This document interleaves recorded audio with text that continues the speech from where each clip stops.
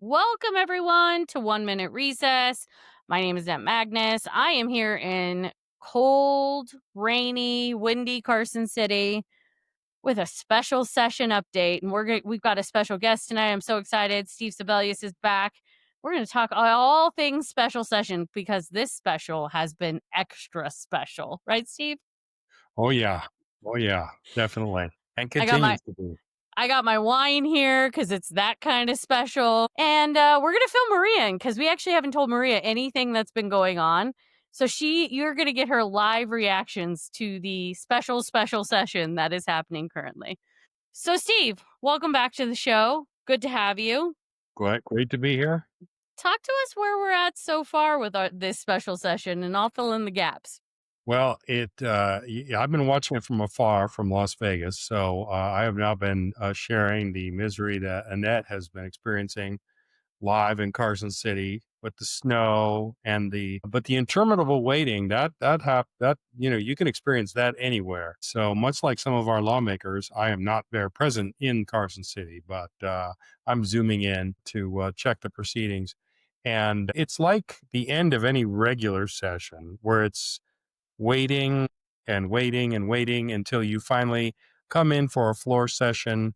They gavel in, they roll the bills to the next agenda, and they gavel out, and you wonder what they're doing. And clearly the answer is looking for votes because they haven't been able to find them.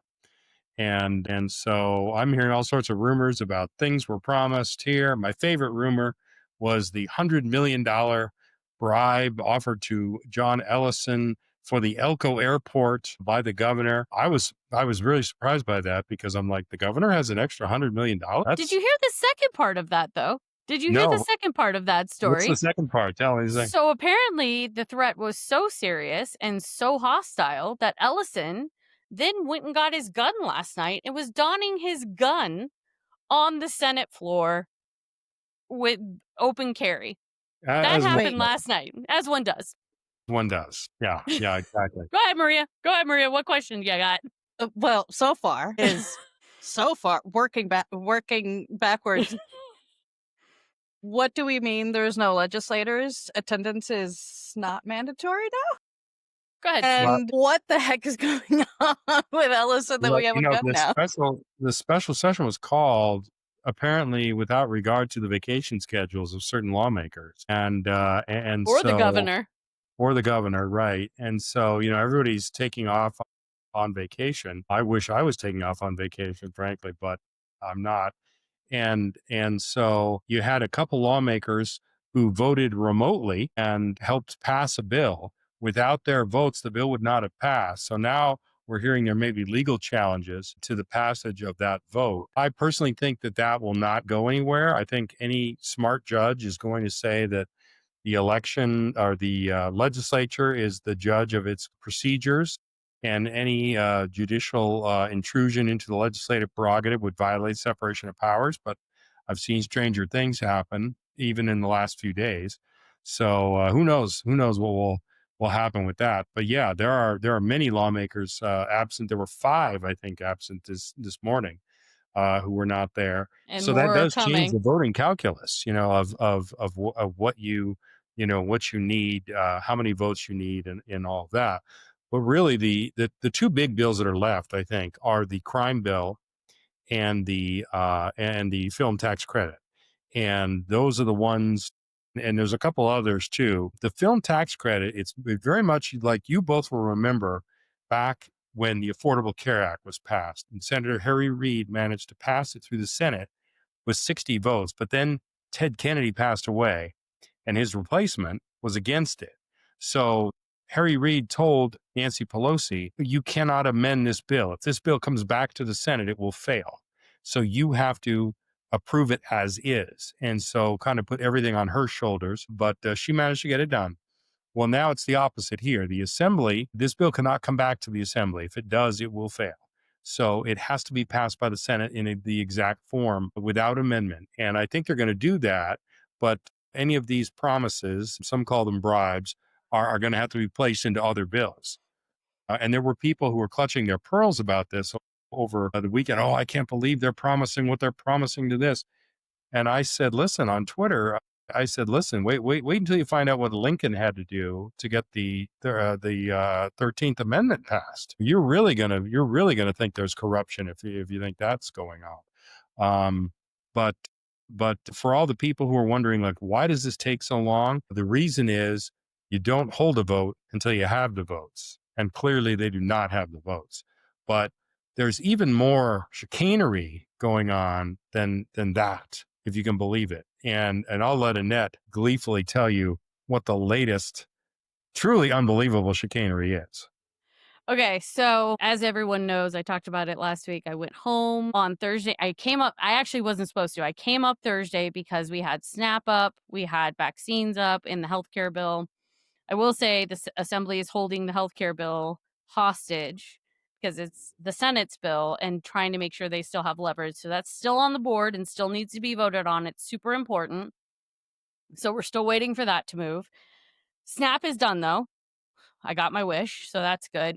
We also had a giant employment bill yesterday, SB 8, that I've been working on with Culinary and other people. So that's moving now. Apparently it's moved across the aisle, but the Senate hasn't come in. Today, so obviously, as Steve said, film tax credit has been the holdup. It's never been tested in the Senate. They don't have the votes. I was giving Vince Saavedra from Building Trades crap this morning because I kept asking him, do you have the votes? He's like, no, leave me alone. I won't leave him alone because I think it's funny. And then this morning we go into the building and I start hearing this new plan. And then I may have texted Steve, chaos is afoot. And it was. So apparently our dear friend, Ira Hansen, had this idea with Alexis Hansen because there's been a lot of protests going on, both in the Assembly and the Senate, to some of the tactics, some of the typical nonsense that happens, right? Where the speaker is just shoving things down people's throats or not letting people call in. And I got to say, it's about fucking time that these people stood up for something. Maria, you and we're proud of what's going on right now with the protests and the accountability.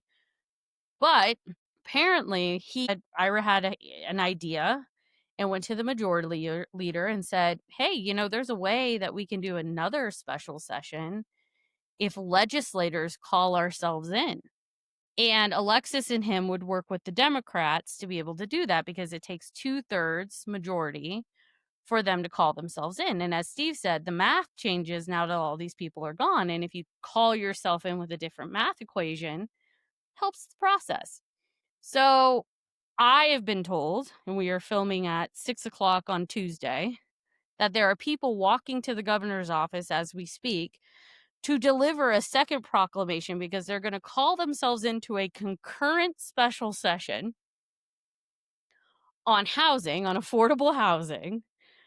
It was a Dina Neal bill from the last session that essentially doesn't allow corporate landlords to snatch up big swaths of housing and sell it for crazy prices.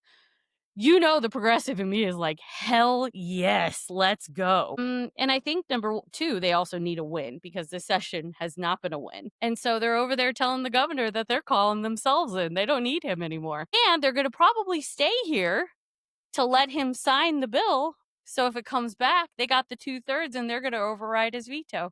I love that. So you have Ellison with a gun, people on vacation, and now a mutiny heading towards the governor's office. Yeah, and a mutiny on a really unexpected issue too, because you would not expect. I was surprised during the regular session when Ira Hansen stood up and said that the governor asked him to vote against Dina Neal's housing bill, and he didn't feel like it was the right thing to do, but he was doing it reluctantly because he was a good Republican. And I guess he's had regrets and second thoughts, recriminations about that. This is not a bill that Republicans want, and hence the governor trying to kill it in the crib.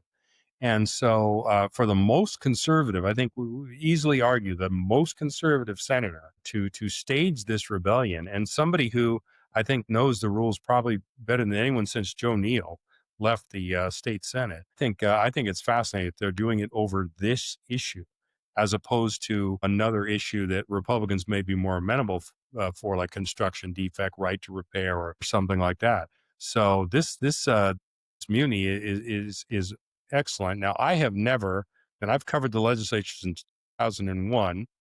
I have never seen two overlapping concurrent special sessions. It reminds me And of they've the never called themselves in. This would be the first time This in would be Nevada the first history. time. And this is sort of the multiverse theory that we are living in a dimension, and there are overlapping dimensions, and every once in a while a portal opens between the two dimensions. And usually you got to go to Skinwalker Ranch for something like that, but we don't have to do it. It's in Carson City. There's a portal opening in Carson City as we speak. And And I'm about to and get sucked in. it is avoid the vortexes. Watch out for the vortexes, and that you don't Yeah. want to get sucked in No. to it. Although, I don't know if a parallel universe could be worse than what we've been seeing up there in the last week. But, at some point, you just take your chances, I guess. Yeah. So, Steve, while we're filling Maria in all this, the special started with a bang, and I think Maria and I can attest to the fact that for years we have wanted progressives to kind of vote as a block and stand up to what is kind of, I think, now the holdover in leadership. I think Elaine Marzol is going to lead very differently than Yeager does. But there's a lot of bad blood left over from the regular session, hence why they didn't go straight into a special session.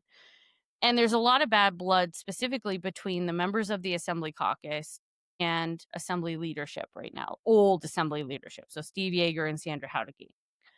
And that boiled over the minute we started special. We went in, they gavelled in, they tried to set the rules, they tried to declare one of the film tax credit an emergency measure. They need 2/3 to do that. And before it even could get to the vote, Selena LaRue Hatch, Assembly member Selena LaRue Hatch, was like, nope, procedural vote or procedural thing. Talk to us about the significance of that, because again, I think that was also a mentorship by Ira and Alexis. But talk to us about the significance of that, because we have not seen that historically from the Democratic caucuses. Usually they fall in line when they're told to fall in line. Yeah, absolutely. And they're not doing that anymore. And I think it's this film tax that really has put things over the edge, because again, let's remember, this would be the largest tax giveaway in the history of the state of Nevada. Now, you can debate whether or not it will have a return on the investment. Lindsay Institute, GOED says no. The supporters say yes. But lay that aside for a second. Progressives have had their fill of this. Alexis Hill is running for governor because of things like this. This is her entire campaign. We're done with the giveaways. We've given away too much already, and it's got to stop. And in the case of Allegiant, we're talking about a new tax that was created. In the case of the A's, we're talking about a relatively, in comparison now, small amount. But this would obligate the state for the next 15 years to more than $95 million a year. So there are people like Selena LaRue Hatch who are saying, look, this is going to create problems down the road. You're going to have to raise taxes, which of course Nevada will never do, or you're going to have to cut services, which of course Nevada always does. So I think they've had their fill, and she was very insistent on this. Flummoxed the assembly. They had to go into a 1-minute recess for an hour just to figure out the legal implications and how to do it. Now, ultimately, what she did was not successful, but she came close. She came close in killing this film tax before it ever got out of the gate. And then you had the other Selena Torres Fawcett, when this bill was heard and came back, all of a sudden say, look, Mr. Speaker, there are two members on Zoom. They're not physically present here in Carson City. They shouldn't be allowed to cast their vote. Yeager said, yes, they will be. And instead of sitting down, she continued she persisted, as they say, and said, no, I want a vote of the body on this. I want the body to decide.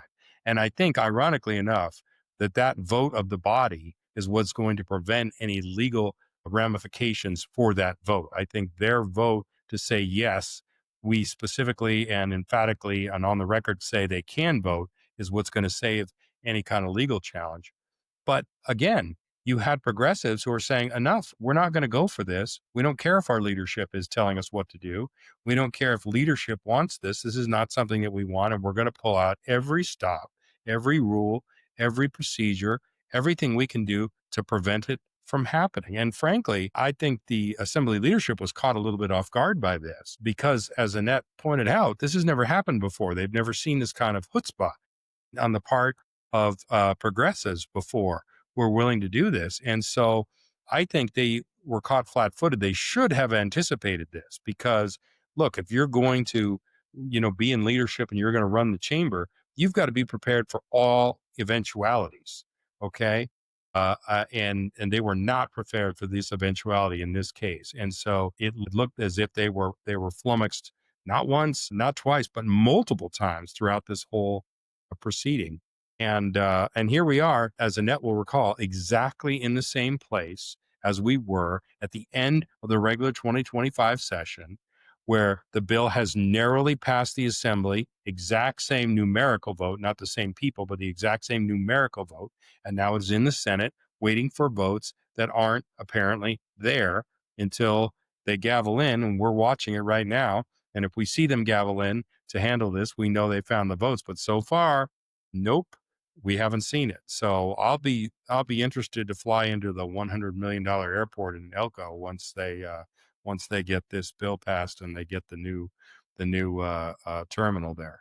And I'll just add, I know they were totally flummoxed because I was sitting in the chamber when it happened, watching. And Steve's like texting me like, "What's going on? What's going on?" And so I know they were flummoxed. And what I heard is that Selena LaRue Hatch went to Ira and Alexis to see if this was a possibility, like rule situation.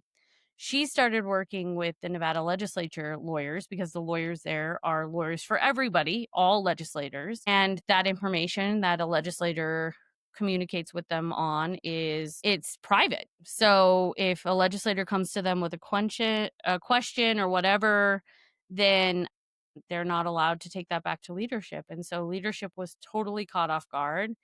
And Selena had all her ducks in a row. And then they started voting against the emergency measures because some of the bills they did vote out as emergency measures, but some of them they didn't. And they had the number of votes to do it because the Republicans and the progressives were working together.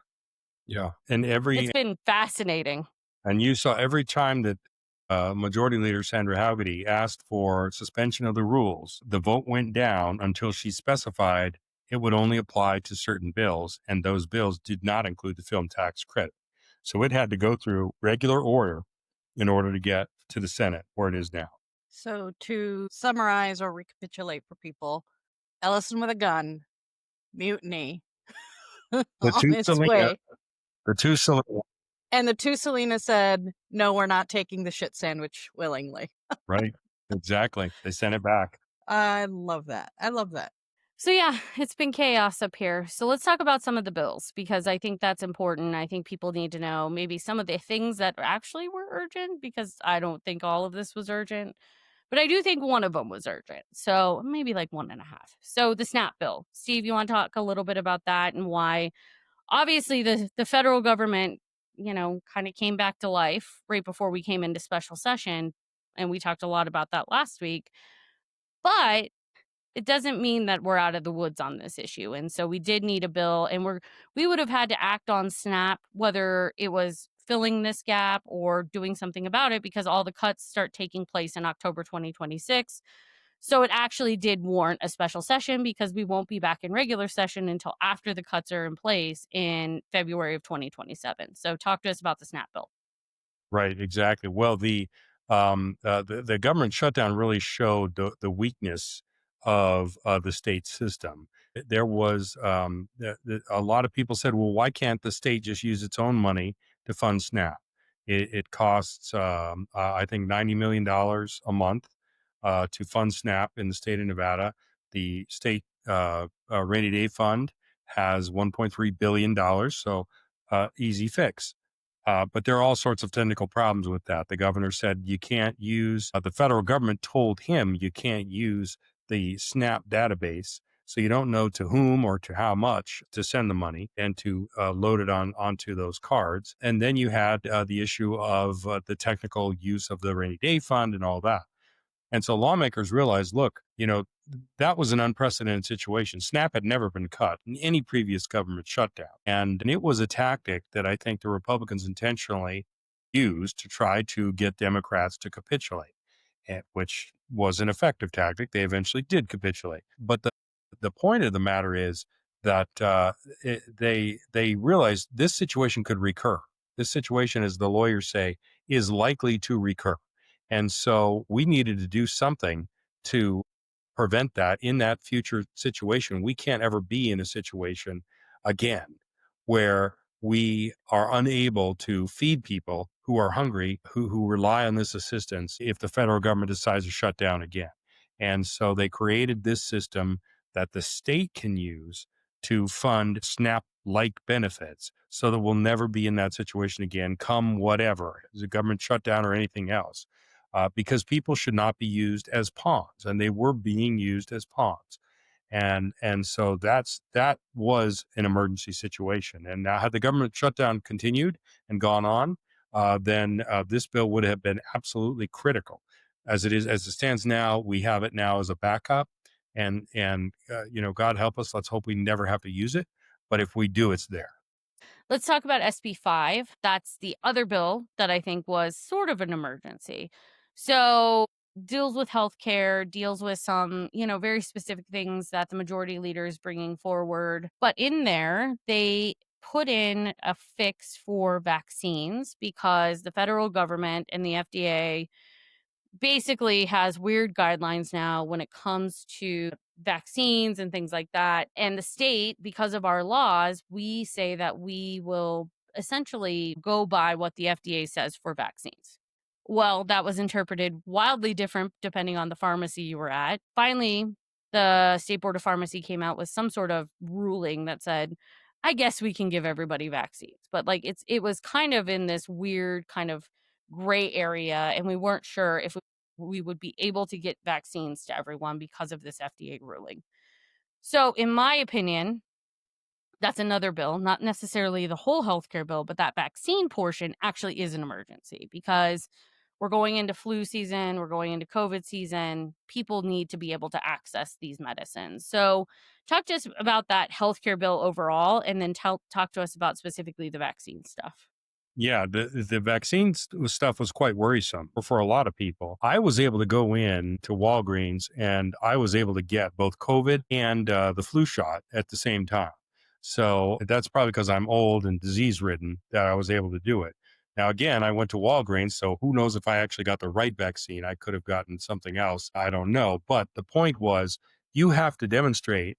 It can't be just like, I don't want to get COVID, so I want this. If you're otherwise healthy, they wouldn't have given it to you. You had to state on the thing, what is your disease that you have that you need the COVID vaccine? So there was some worry about the guidance there that young people like such as yourselves are young and healthy are unable to get it if they want it. And I think a lot of people do want it because those of us who believe that, science has has shown us that if you get a vaccine and you have reduced your chances of getting the underlying disease. And people want that. They don't want to just risk it, especially because the COVID and the flu could be very, very dangerous, especially for older people with underlying health conditions. And so I think that was a good thing for this bill. But I agree with you in that I think some of the other provisions of this bill were urgent as well. Like, for example, sort of loosening these guild provisions, where if you want to move to Nevada as a doctor and practice in a certain area, you have to go through all this rigmarole. They reduce that and ease that so that doctors can come here, because if there's one thing we need in fields other than cosmetic surgery, we need doctors in every other field. We're good on the cosmetic surgery. We're full up on that, but we have not done a good job in other fields, and that's why so many people have to leave town when they get sick. And so I think that bill is good in that respect as well. So recruiting doctors, easing the passage of doctors when they come here, That's one element of it. Of course, we have to train our own doctors here at the medical schools at UNLV and at UNR, and then have more graduate medical residencies here, because where you do your residency is typically where you practice. And so the more doctors we can train here and then have residencies here, the better off that we're going to be, and the less time we're going to have to spend walking through the airport on the way to a medical procedure in the Mayo Clinic in Arizona, or City of Hope in Los Angeles, or Stanford University, or down in San Diego, where they have really, really good healthcare. So I think that's those things were really, really good as well. That's kind of where it ends. That for me, in terms of like these emergencies, right? Now, Well, Annette, you're obvious. forgetting about the bill that clarifies that all state agencies must belong to one of the three branches of government. I mean, that was a crying shame that that the Supreme Court created some problems, and the legislature had to immediately come in and fix them. What about the rental car bill, though? Don't you think that was an emergency, Steve? Oh, absolutely, absolutely. You know, Look, Bria's face. I personally always get the loss damage waiver when I rent a car, Me too. only because one time in Carson City, I was there and somebody broke the mirror of the rental car, and I had to pay out of pocket because the cost of the replacement of the mirror was just under my deductible.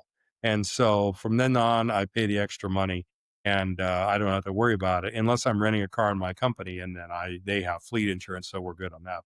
But yeah, it's that there's all sorts of things.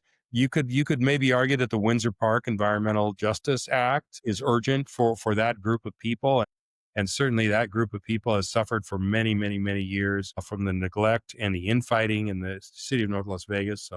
So that was good. And of course, looking over the list here, you have The cybersecurity was important, cybersecurity actually.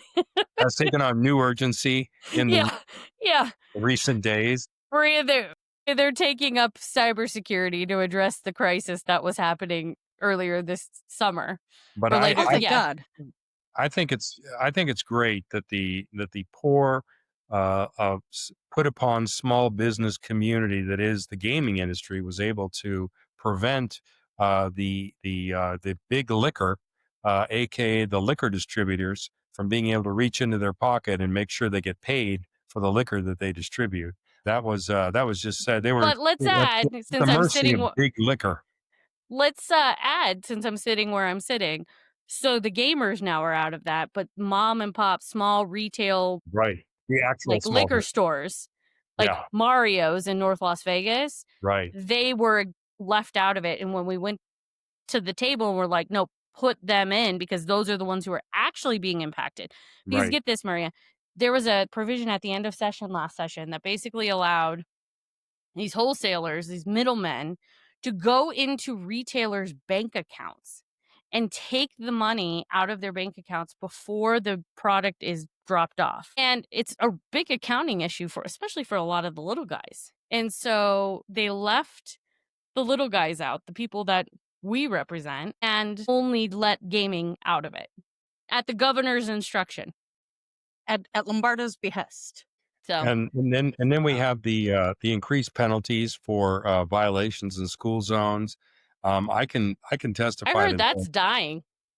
Yeah, I think so too. I mean, I live directly next to a school. I mean, literally over my back fence, there's a school, and so I arrange my day in such a way as to never be in the school zone when the parents are coming to pick up or drop off their kids.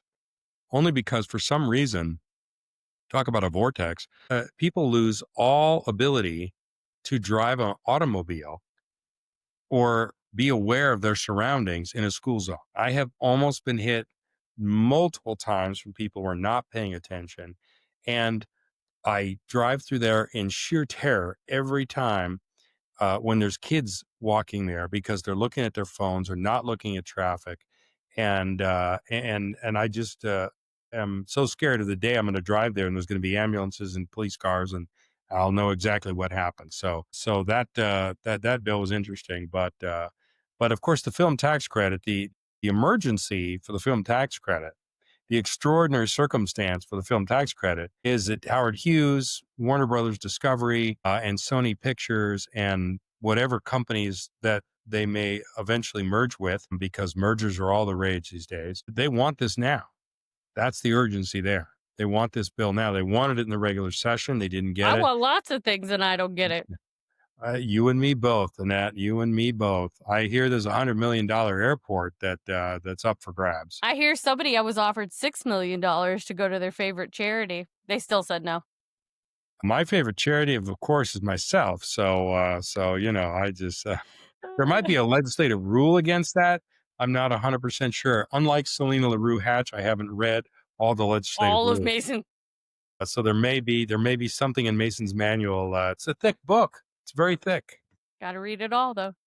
So, Maria, what questions do you have? Well, there's still the crime bill also that I hear doesn't have the votes and I hear is going to get stripped down to almost nothing. But the stripped corridor is going to get what they want. So, once again, gaming's getting what they want. There's a theme this session, Maria. And a theme really every session. And it's the same thing. Yeah. What questions you got, Maria? So to recapitulate for people, Ellison with a gun, people on vacations, mutiny on its way to the governor's office, no more shit Salinas sandwiches. You said the Salinas Yeah, because it was mutiny, both of them. Well, Salinas. Selena squared, Selenaception, and gaming gets what they want. Everything they want. That's the summary. Everything they want. That's Okay, so yeah, no pretty much matter it. what. And film tax credits may die again for the third time. Yeah. You're counting to the end of 2023 as the first time. Yes. Yeah, that was a different bill. But it doesn't matter. It's the concepts are similar. It doesn't matter. The concepts are the same. And ironically enough, and correct me if I'm wrong about this, Annette, because I hear that the author of the original bill, 2023, Roberta Lang, is still a no. She is a hell no, I was told. And I didn't realize that there were I thought there were just a few buttons. There was the button you press to speak, the button you press to vote yes, the button you press to vote no, the button you press to abstain. But apparently, according to Ira Hansen, there's yet another button, the hell no button, which he makes great use of oftentimes in his. And apparently the filibuster button too. Ira's been making great use of the rules recently. That is true. That is true. His filibuster is one of the classic moments of the Nevada legislature. I was proud to be there to witness it. Me too. A lot of stuff going on, Maria. It's a whole new day up here. So also one thing is I'm getting the idea of like our dear Ira Hansen, who sometimes we say we can hate so much, but at least you can either respect this or that or the other. His wife is I don't agree with most of his policies, but he understands the rules. Yeah, that's pretty great. And that the Salinas and the Hansons, did I get that right? The most progressive among us. Yes. It's like Marjorie Taylor Greene and the Epstein Files and the Democrats. Where today she spoke from the side of the Democrats. It's the line in politics, the left-right line that has actually now folded back on itself. Yeah, when we loop the loop. And that's going on. But I will tell you, I will say this of Ira Hansen. I will say if I was going to have a dinner party with guests chosen exclusively from the membership of the Nevada legislature, he would be on the list. And the reason would be that he is never boring. He has never bored me with anything he's ever said or anything he's ever done. He's always had something interesting to say. Now, I may not agree, and oftentimes I don't, but he is always interesting. And he's never banal, which is more than I can say about a lot of other lawmakers. The majority, really. The majority, yeah. Ira Hansen is the only person you can time travel with during his filibuster, where he'll take you to, what was that time? The dinosaur age. Something was going on in the dinosaur age. Let's rewind again. Let's rewind again. Yeah. Fast forward, step back, time traveling. Well, like we're doing the cha-cha slide over here. So the film bill still remains untested in the Senate. I don't know if they bring it up if they don't have the votes. And that denouement would be, I think, the most tragic of all if they simply don't bring it up. Yeah, I would let us vote. Let's. I would insist on a vote, especially if I was a no, because the polling is so bad on this. Let's put it on the board. Right, and exactly. And if the proponents are inclined for some kind of revenge in future elections, let the people go on the record. Yeah, Back up these if let's these threats are dance. real, back up these threats, and put it on. But it does deserve an up or down vote. But as I said, you don't hold a vote unless you have the votes. And so far, from Thursday until this very moment of our conversation, I'm still seeing the word recess on my little screen here. I was told they're all out doing laundry right now because nobody packed enough clothes. Since I counted today, and this is my 15th special session, now we'll have 37 as of tonight. I basically lived through half of the specials in Nevada. I knew to pack extra clothes because we know how specials go. It was Yes. all hunky dory on Saturday. They were moving at a breakneck pace, or not even Saturday, Thursday. They were moving at a breakneck pace. Things were moving and grooving. They're like, we're going to get out of here by Saturday.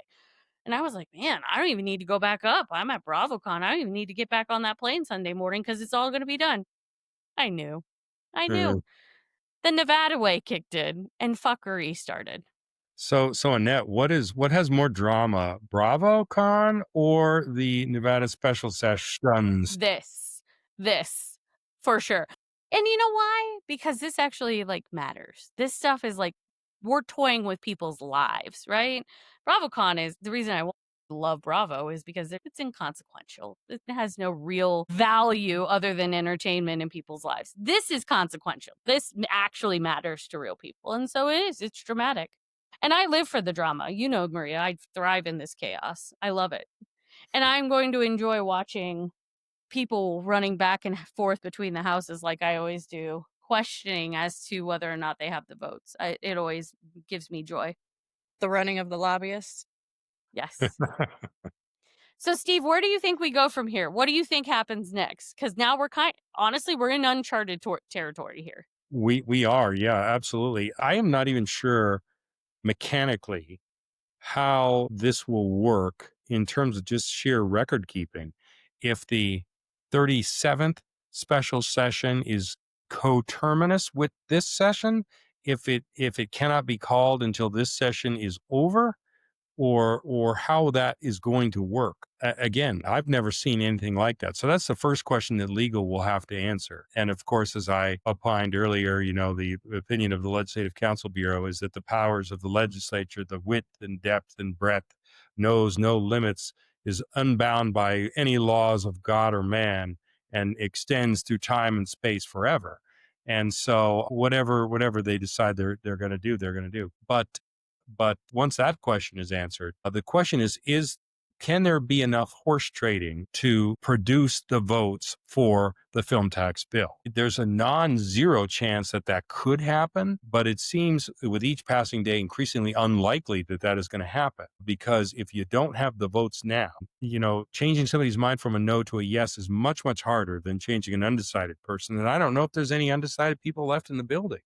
There isn't. I I think mean, people have just gotten more dug in because of the threats and the chaos, and they don't want to be here. And we're a week away from a major holiday. Nobody wants to be in Carson City right now. People are dug in, and it's the more we do this, the worse it gets. Now, right. I think when it comes to messing with the governor, I think everybody's on board. But, well, not everybody, but the people who are present here are ready for that. Oh yeah. But, I just think that people are dug in. Yeah, I agree. I think and as those opinions calcify over time, I don't think there's a lot of things that can be done. Look, Nevada is not exactly a state that's flush with cash, right? So I could believe somebody say, okay, 6 million for your favorite charity. I believe that, but 100 million for an airport? No, that's you're talking about. You might as well offer them $100 million for a unicorn ranch in Wellington, or $100 million for to build some fantastical thing like a train to California, or a stadium for a baseball team that nobody wants and is very unlikely to move here in the first place. So all of those kind of things. But it's harder and harder as each day goes by. And as you see, when the hearings were held, especially the hearings that were held that allowed telephonic testimony, you heard hours and hours and hours of testimony, people that are against this. And some of that testimony actually was informed testimony that, people said, look, I've got this study from Lindsay. Lindsay did this study and they found that this just doesn't pan out.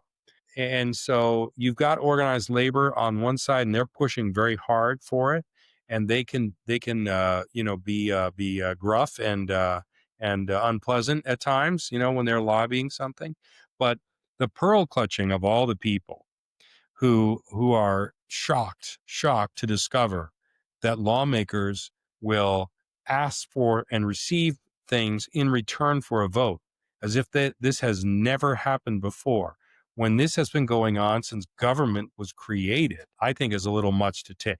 And some of the people on social media who have jobs in which they should really know better, they should really be aware of They know how government works. Come on. well, some do, but I'm convinced some don't, because the childlike innocence that I'm seeing in some things and the shattering of that childlike innocence is something to behold. Come on, people. This is, let's pretend Steve, we're adults here. are you saying this is politics and Yeah, that I'm it's saying people exactly, who exactly what are it is. the worst animals on earth are doing the politicking? And you think to some of the most noble things that were ever created. The Constitution of the United States was the result of this kind of horse trading. That there were states that did not want proportional representation and states that did. And they had to come up with some ugly behind the scenes compromise to get the Constitution in place. And today we revere it as this classical document. Some people put it on the level of the Bible as just this sacred document. And it was the result of a dirty compromise, the 13th Amendment, the result of a dirty compromise. Lincoln had to promise all sorts of things to people to get them to do what now we would look back and say, well, of course, who would be against stopping treating human beings as chattel property? Of course, that would be something everybody would go for. No, no, not back in the day. They didn't. This is politics. It happens since government was created, and so let's stop being shocked about it and start being realistic. We have decided. The state of Nevada has decided the key question here, and that is: are we or are we not going to play in the field of economic development? Is that something this state is going to do? And we decided that question. That question has been asked and answered and decided a long time ago. So now the only questions that we are asking are, what is the ROI and how much? Those are the only questions left to ask. And those are the questions that are being debated right now, not whether to do it. Okay. That ship has long since sailed. That ship has sailed and made a round the globe journey and come back to port. That's how long ago that ship has sailed. So come on, let's not be naive about all of that. The question is it worth it? That's the debate that's going on right now. And there are plenty of people who say yes, and there are plenty of people who say no. As I continue to say to people who are just aghast by this, I'm like, oh, sweet summer child. You clearly haven't been here as long as I have. That's precious. You're Right, precious. right. Yeah, I too was once naive and young in Carson City, and as St. Paul once wrote, when I was a child, I thought as a child, I spake as a child, I reasoned as a child, but when I became a man, I put away childish things. And it's time for everybody to do that. So, Steve, just a yes or no question, basically. Do you think film tax passes or not? At this point, if I was pressed, given the lateness of the hour, the number of days, the factors in aggravation and mitigation, I would say it's more likely than not that it does not pass. But again, there's still a possibility that Stockholm syndrome of Carson City and the imminent arrival of Thanksgiving might convince some people to vote for it for the very reason of just coming down and getting their butterball turkey and sleeping in their own bed. But again, if I was pressed, I'd have to say at this point the odds are more likely than not that it will not pass. Do you think the governor will veto this new special session bill that he's already vetoed once on affordable housing? Or do you think now the Dems have kind of boxed him in on affordable housing and he's going to have to think long and hard about this because it's going to be a huge issue on the campaign trail? Yeah, that is an interesting thing, and I think a lot depends on the vote. If this passes by a greater than 2/3 majority, then I think Lombardo's going to have a tough time vetoing it. If this vote goes and it's a simple majority and there's enough votes to sustain a veto, I could see him vetoing that. And I could see him saying that this is not the right way to go. I passed a bill during the regular session that was going to help housing and all those kind of things. I could see him covering himself with that. But if it passes with more than 2/3, and after lawmakers had to call themselves into special session to pass by 2/3 a vote that he vetoed before, and him himself told me in an interview that corporate ownership of housing is an issue that needs to be addressed. I think it's going to be hard for him to veto it under those circumstances. For people that might be wondering and have never been to the building, but when they hear words like, oh, there's threats, they're threatening legislators, what kind of threats do legislators hear when they're not thinking of voting a certain way? Like, what is it, some of that trading or threatening that's been going on? Well, the most acute threat, I think, would be the threat of a primary election in the next cycle. Most districts here are either one side or the other, so they're very Democratic districts or very Republican districts. And the only threat lawmakers really have is when they're subject to a primary. So they say we will find somebody and run them against you, and we will fund their campaign, and we will take every vote that you ever cast, and we will make terrible mailers and ads about you, and you will lose not only your reputation but your seat. And for a lot of lawmakers, losing their seat, that's the death penalty. So that gets them, bothered by that. The other threat would be we're going to withhold money from you in your next election. We may not run somebody against you. You're probably popular in your district, especially for returning incumbents, but we won't help you fund the campaign, and we will dry up the campaign trail or the campaign fundraising for you. So that's another threat that they can do. There's no People should understand there's no physical threats. There's not like we're going to take you out to the desert and kill you if you do that. The only time there was a physical threat, I think, didn't Moore claim he was accosted in the stairwell by Paul Anderson, and And then Michelle Fiore was involved somehow. I know that shocks everyone. of course she was. Well, Michelle Fiore is the only one who's actually committed physical violence against a fellow lawmaker that I can recall. But Allegedly. yeah, but Assemblyman Moore was a former Green Beret, if I'm not mistaken. He was a I former think Special Forces soldier. So I something think like that. Yeah. I would be confident in my self defense tactics if I had that sort of training. But the threats are not physical threats. They're threats of losing your seat, which is really what lawmakers care about the most if they want to perpetuate their career. And if you're thinking of going to a higher office, for example, if you're Nicole Cannizzaro and you're thinking of going to a higher office, they can say, well, we'll endorse your opponent, we'll give money to your opponent, we'll withhold an endorsement, that kind of thing. Generally, those threats really aren't necessarily effective, especially for lawmakers who've been around for a while, because when you've been through the rigors of the campaign, you know what it takes to win. You know how much money it takes to win, and most, I think, will stand on principle. Not all, but most will stand on principle. So those are the kind of threats that you might about. And you mentioned the original film studio legislator, Senator Lang. And then she said, hell no. For people that are not there every day, what has changed? Is it Well, I've Battle actually of the I've Chambers? no. I've actually talked to her about this at length because I was curious, right? And so there is quite a bit that changed from her bill to this Yeah, bill. it's And very different. the community benefits part in particular is very, very different. The education part is very different. And I do think her bill actually was personally the superior bill. It had a lot of different community stuff and education stuff in it.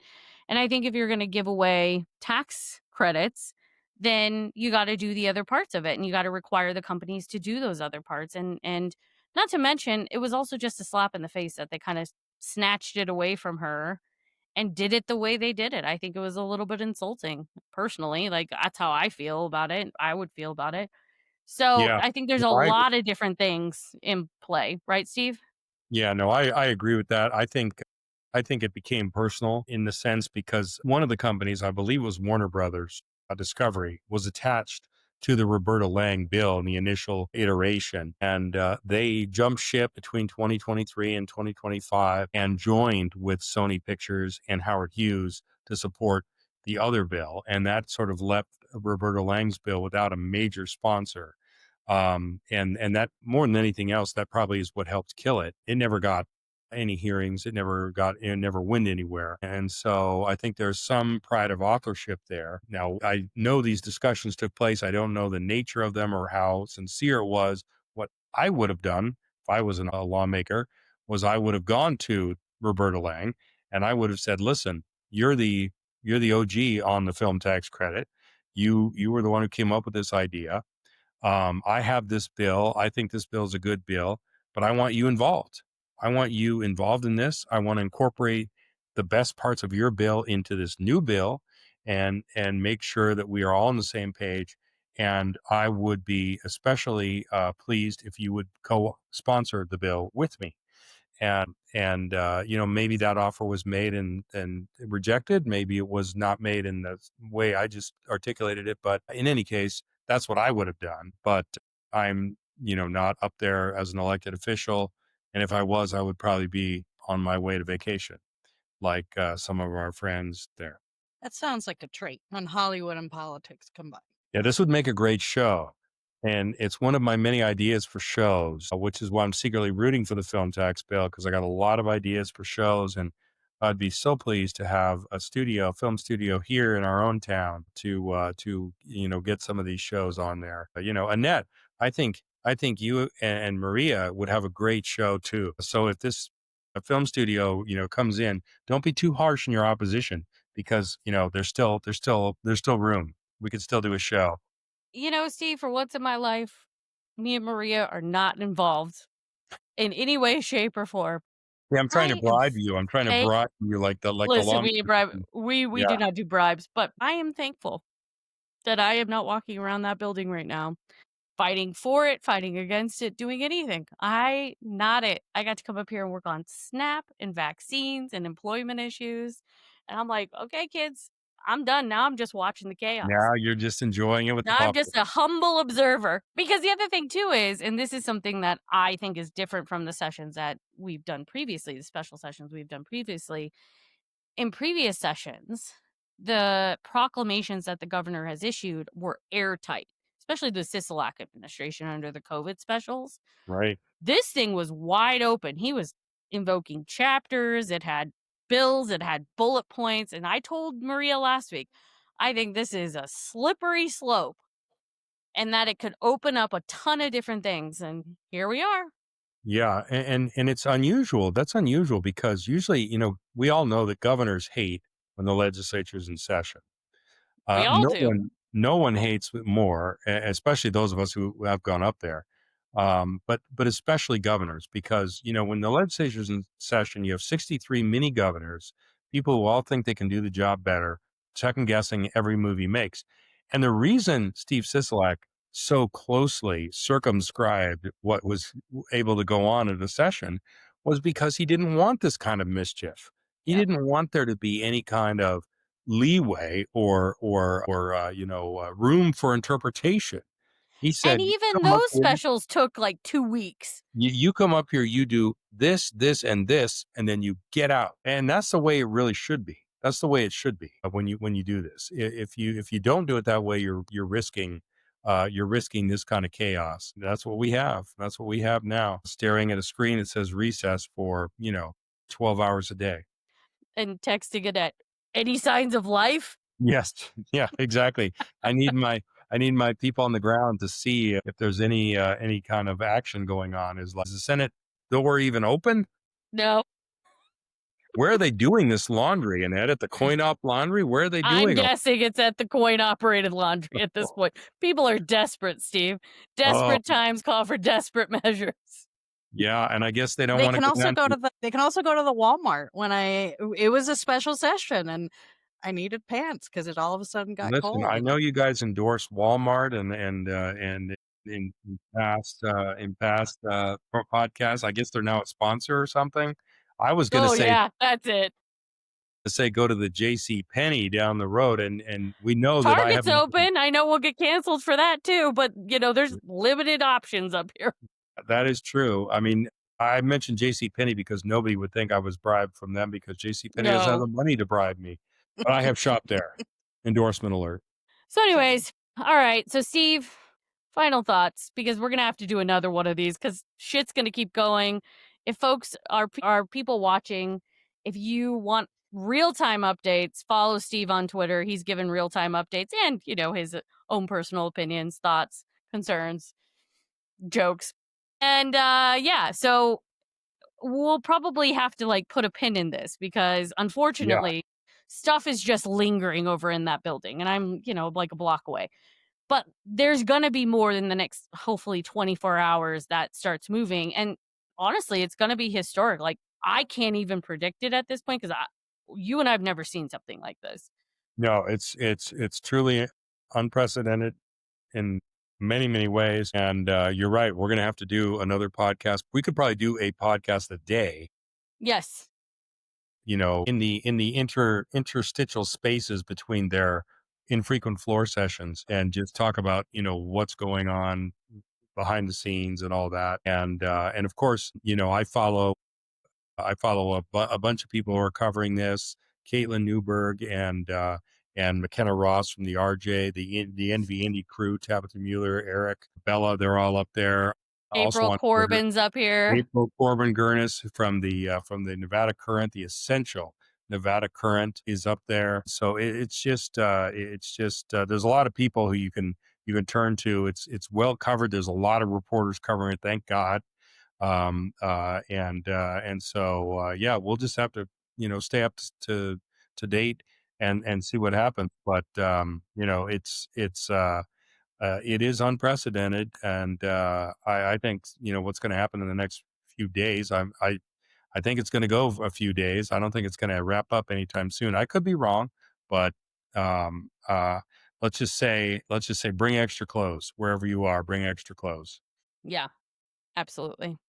All right. Well, if friends have questions, comments, concerns about special session, you can reach out to me directly. You can reach out to Steve. You can reach out to Maria. I'm up here in Carson City. I'm going to be here probably till the end, monitoring because at this point, anything could come up as we've just proved with this. And I was really hoping when we recorded this podcast, really hoping we'd be done. We pushed it back to recording on Tuesday because I was like, maybe we'll be done. But I packed like we wouldn't be. So I was prepared to be here all week. Yeah, you knew, you I knew. knew. My gut told me. I was like, this is a cluster. So, anyways, so if folks have questions, we are here to answer your questions. If you need information about the session, I know you can't call in into the assembly to make your voices heard, but you can do it in the Senate. So you should do that. You could also show up at hearings because, Steve Yeager shut the phone lines down in the assembly, but you can show up in the Senate. So, continue to make your voices heard. It's super important. It's a good part of the process. And if you have questions, we're here to answer. And we'll be back hopefully sometime in the next few days to give you an update on what happens in special session. So, Steve, thank you for being here. We appreciate you. I know you've Thank been you for dealing having with me. this all weekend. Yeah, all weekend, and I hope not next weekend. Well, happy birthday. Oh yeah, thank you very much. Yeah, You're I welcome. did. I Happy did manage to sneak. birthday. I did manage to sneak out on my birthday to have dinner, so that was good. That was a welcome We were rest. strategizing about it. I was like, just go. Nothing's going to happen. Right, that's right. I took the Annette Magnus philosophy to heart, and I said, you know what? I'm just going to go. I'm going to go to my own little BravoCon, and as a just to put a bow on it, as I was there at the restaurant, it was a restaurant in Caesars, and what do I know? There were some BravoCon influencers at the next Ooh. table. At least I think they were. They had a light for their phone that was very bright, and they took a million pictures. So I assume that they were BravoCon influencers. I could be wrong. Maybe they were just regular influencers. I don't know. But BravoCon was happening at Caesars, so I put two and two together and figured that's where that all happened. Well, thank Only you, in Vegas. Maria. Thanks for hosting us, Maria. Steve, thanks for being on, and we'll be back with you in another couple days if I'm ever allowed to leave. So, Maria, you want to take us out? Oh, yeah, I do. Take you out of Carson City. Well, yeah, we will see all of you whenever we come back and I feel like we should just do any time they gavel out for a 1-minute recess. We just hop on here and do a podcast for as long as they're in recess to really own the name. But thank you. That would be longer than the Jerry Lewis telethon if we did that. That's hilarious. But thank you so much, Steve. Thank you, Annette. Yeah, Hope you absolutely. survive the Glad to do snow it. and the legislature and the mutiny. But we will see you all next time. And remember what Annette said, reach out. You can also reach out to in the different links that you can see on our bio. If you want to message us, comment, chat, we have an email list. You can check it all out in our bios with all the links. So we will see you all next time. Thanks, everyone. Happy double Bye. special session.